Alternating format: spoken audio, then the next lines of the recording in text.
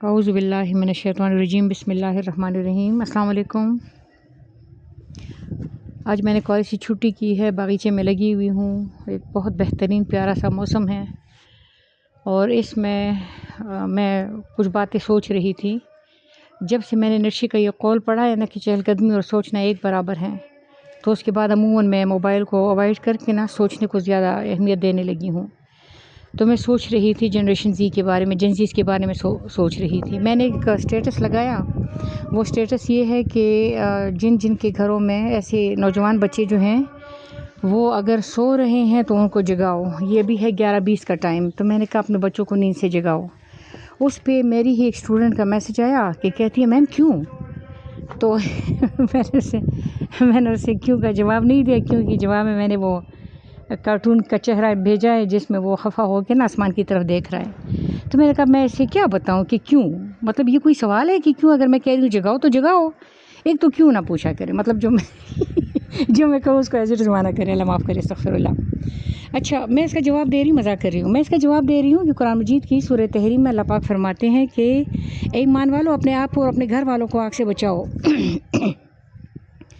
اب گھر والوں کو آگ سے بچانے کی بات آتی ہے نا، تو میں لازم سی بات ہے میں اپنے شوہر کو تو آگ سے بچانے کی کوشش نہیں کروں گی۔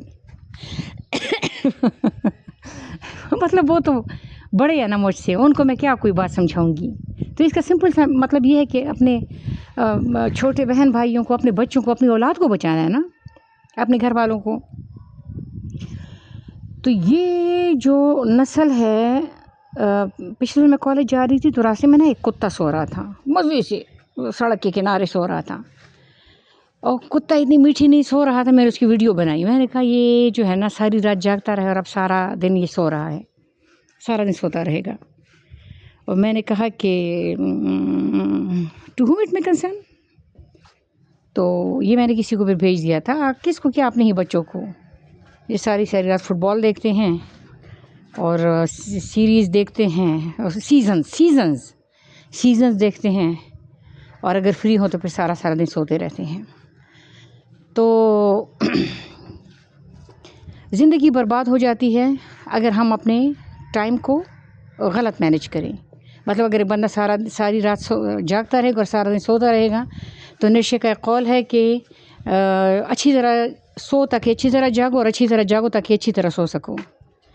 تو ہماری جو نسل ہے نا، جیسے بچے کلاسوں میں اکثر سر لٹکا کے پڑے رہتے، تو میں کہتی ہوں وہ مردے کیا ہے؟ تو مجھے کہتے ہیں میں رات کو میچ دیکھتا رہا، یا میں کھیلتا رہا، یا میں یہ یا میں وہ۔